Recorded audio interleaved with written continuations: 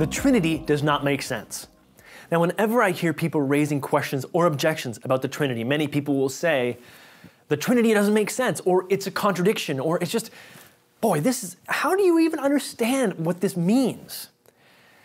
Now, I have to laugh because I can't help but think of a story told by Professor Alistair McGrath, theologian, now at Oxford University.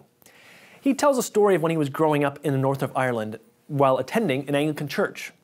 And at this Anglican church, they would always cite the Athanasian Creed. Now, if you're not Anglican, you might not be familiar with this creed. It's a very old one.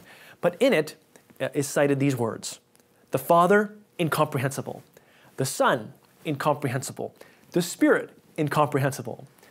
Now, Alistair tells a story of one time when this creed was cited, and just after everyone said, the Spirit, incomprehensible, there was a farmer at the back of the church who shouted out, the whole darn thing's incomprehensible. Now, I laugh at that. I think that's very funny. But why? Well, I think it's funny in part because the doctrine of the Trinity is very difficult for us to wrap our minds around. Yes, absolutely it is difficult. But difficulty is not the same as irrationality. There's a difference.